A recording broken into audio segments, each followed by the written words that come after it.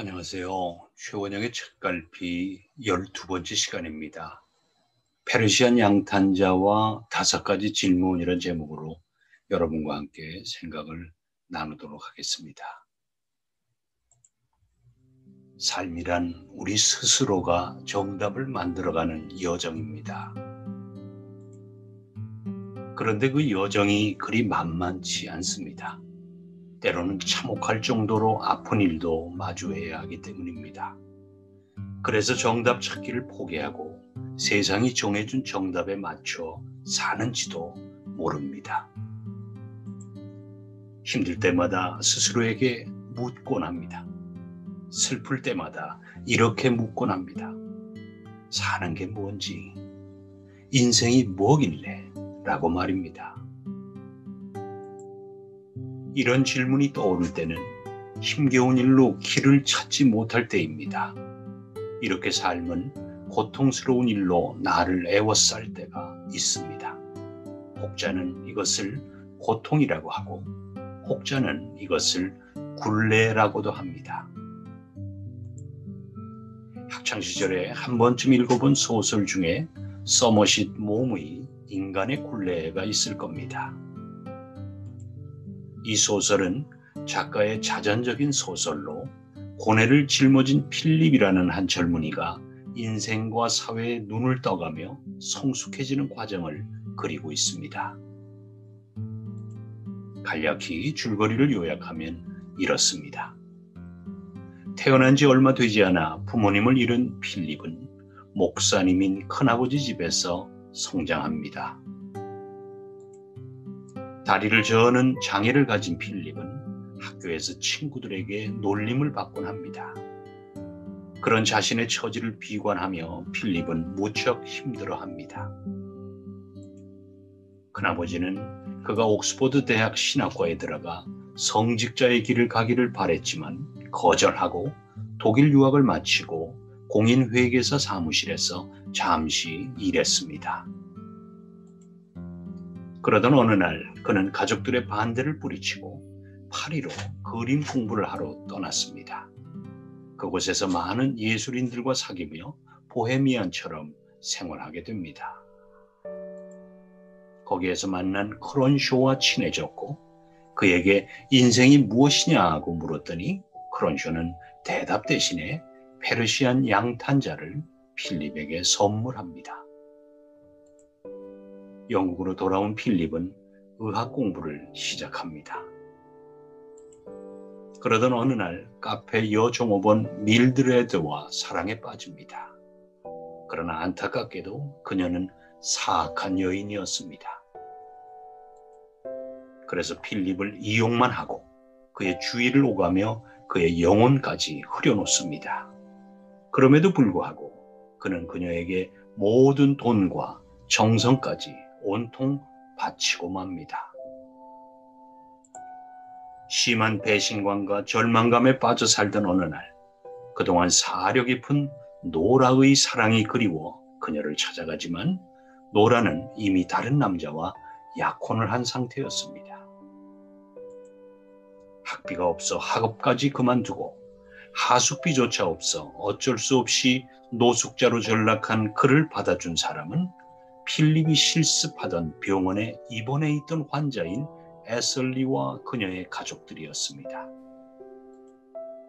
다행스럽게도 큰아버지로부터 약간의 유산이 들어와 무사히 학업은 마칠 수가 있었습니다. 졸업 후 어느 시골 병원에서 근무했는데 필립의 실력을 인정한 그곳 원장이 동업을 제안하지만 필립은 여행을 다니고 싶어서 그 제안을 거절합니다. 그 후에 병원에서 환자로 있었던 그 애설리의 딸인 셀리가 자신을 오래전부터 좋아했다는 점을 알게 되었고 두 사람은 서로 진실한 사랑을 키워나간 끝에 결혼합니다. 그때 필립은 깨닫습니다. 그동안 인생의 가장 아름다운 무늬를 짜고 싶어 안달을 부렸지만 정말 아름다운 무늬는 지극히 평범한 삶이라는 점을 말입니다. 사람이 태어나서 공부하고 일하고 결혼하고 아이를 키우면서 죽어가는 이 지극히 평범한 삶이 최고의 삶이라는 점을 깨달은 것입니다. 드디어 필립은 병원 원장에게 아내와 함께 이제 떠나겠다고 통보를 합니다. 긴 소설을 이렇게 짧게 요약을 해놓으니까 궁금한 점이 꽤 있습니다.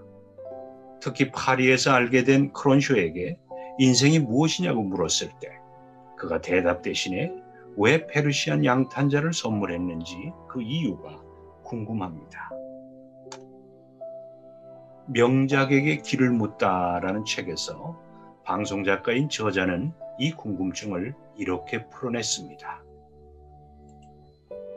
나중에야 그 양탄자의 의미를 안다. 인생이란 페르시안 융단 같은 것으로 아무런 의미도 없다는 것.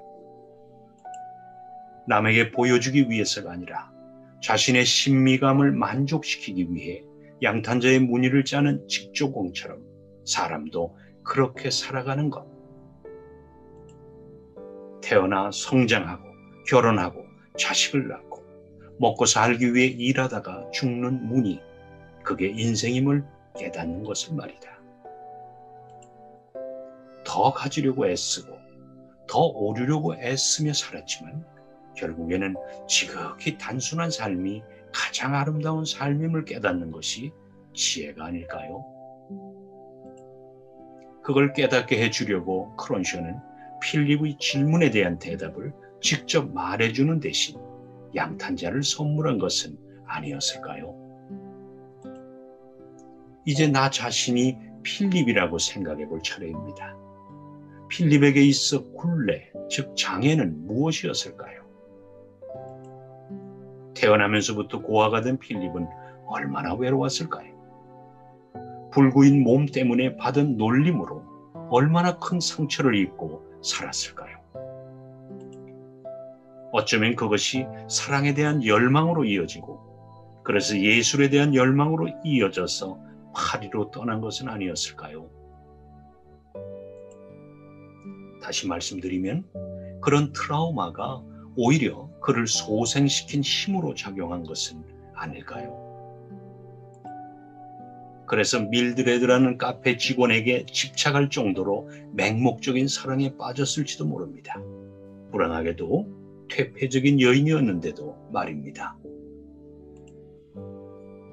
그럼에도 불구하고 필립은 그녀를 소유하고 싶은 집착에서 도저히 벗어날 수가 없었습니다.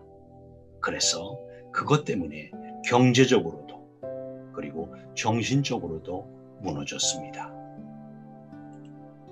그러나 이 아픔과 절망으로 인해 필립은 순수하고 성실하고 가장 평범한 여인이 이 세상에서 가장 소중한 여인임을 깨달았는지도 모릅니다. 화려하고 찬란한 빛깔만이 최고라고 여기며 살아왔던 그가 지극히 소박하고 평범한 단색이 훨씬 더 아름답다는 것. 남들로부터 박수와 갈채를 받는 삶이 위대한 것이 아니라 그저 가족을 사랑하고 친구들과 진실한 우정을 쌓으며 자신의 일을 즐겁게 해나가는 지극히 평범한 삶이 가장 위대한 삶이라는 점을 깨달았던 것입니다. 어릴 때부터 필립은 다리를 저는 불구의 몸이어서 놀림감이 되었고 그것이 자신의 트라우마가 되었을 겁니다. 자신이 성장하는데 커다란 장애라고 여겼을 겁니다. 그러나 자신이 불구라는 신체적 결함을 받아들이자 미적 감수성은 오히려 예민해졌고 정교해졌을 겁니다. 그래서 그런 트라우마가 있었기에 그림을 배우겠다며 파리행을 결심하게 됐을지도 모릅니다. 그리고 그곳에서 인생이 무엇이냐는 질문에 대한 답으로 크로쇼너로부터 페르시안 양탄자를 얻게 되었고 이것이 훗날 필립의 깨달음으로 부활하게 됩니다.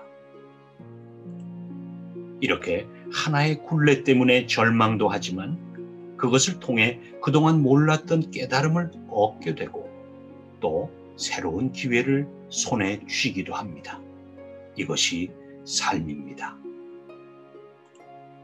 삶은 이렇게 굴레굴레마다 고통과 즐거움, 그리고 즐거움과 고통을 오가며 우리를 웃게도 하고 울게도 합니다.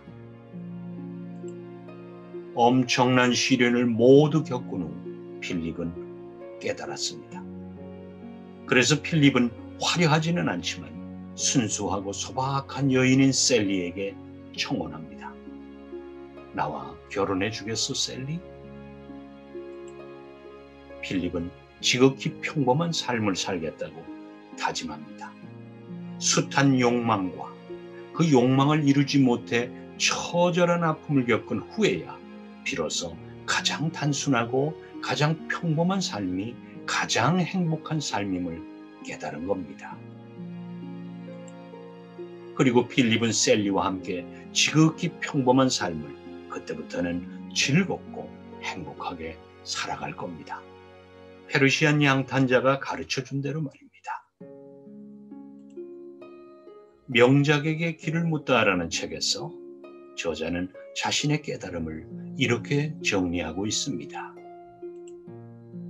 굴레에 얽매이지 않은 삶이 있을까? 우리 모두도 굴레, 족쇄를 갖고 산다. 푸른 창공을 날아가고 싶지만 나를 묶는 족쇄들이 있다. 자유의지가 꿈이라면 내 발목을 묶는 굴레는 현실이다. 하지만 강석경의 세상의 별은 다 라사에 뜬다에 이런 구절이 있다. 족쇄가 있기에 나 비상할 수 있고, 슬픔이 있기에 나 고향될 수 있고, 패배가 있기에 나 달릴 수 있고, 눈물이 있기에 나 여행할 수 있으면, 어느 날 오래 품은 꿈이 실현되어 정말 푸른 하늘을 날 때, 그때 족쇄로 묶였던 시절이 있었기에 자유를 절감하게 되리라. 그래서 더 높이, 더 멀리, 더 자유롭게 날아가리라. 결국 굴레가 없다면 비상도 없다. 슬픈 시절이 있었기에 그 후에 오는 기쁨이 더 크고, 패배의 시간이 있었기에 승리하기 위해 더 달리게 되고, 눈물의 세월이 있었기에 사람과 세상을 사랑하는 방법을 배운다. 그래서 굴레의 슬픔, 패배, 그리고 눈물은 곧 인생 수업료다. 그래요. 인생의 길목마다 수많은 만남이 있고, 그 만남이 즐거움과 성장을 주기도 하지만 때로는 고통과 슬픔을 주기도 합니다. 이것이 굴레입니다. 필립에게 슬픔은 신체 장애였고 부모님을 일찍 여윈 것이었으며 사악한 여인에게 영혼까지 잃었던 것입니다. 그러나 그런 절망이 있었기에 깨달을 수가 있었고, 그 결과 사랑하는 사람을 만나 행복한 삶을 이어갈 수 있었을 겁니다. 그리고 예전에는 몰랐던 지극히 평범한 삶이 최고의 삶임을 깨닫게 되었을 겁니다. 이제 조용히 생각에 잠겨 다음에 5가지 질문에 대한 답을 찾아볼 시간입니다. 혹시 지금 사랑하는 사람이 있나요? 아침에 눈을 뜨면 나갈 곳이 지금 있나요? 힘겨울 때 내 말을 들어줄 친구가 지금 있나요? 지금 하셔야 할 일이 있나요? 일이 끝나면 돌아가실 집이 지금 있나요? 만약 이 5가지 질문에 있다라고 답을 하시는 여러분이시라면 여러분은 이미 행복하신 분들이고, 써머신 몸의 인간의 굴레에서 작가가 말하는 인생의 의미, 즉 페르시안 양탄자가 던지는 의미를 이미 깨닫고 계신 겁니다. 그저 양탄자의 한 올 한 올처럼 서로 인연을 맺고 그 인연에서 사랑을 나누는 지극히 평범한 삶이 최고의 삶이고, 실천하기는 어렵지만 행복하려면 반드시 실천해야 할 삶이란 점을 말입니다. 네, 여러분. 최원영의 책갈피 12번째 시간, 페르시안 양탄자와 5가지 질문이라는 제목으로 여러분과 함께 사유해 봤습니다. 잘 들어주셔서 감사드리고요. 다음 주 이 시간에 건강한 모습으로 다시 뵙겠습니다. 고맙습니다.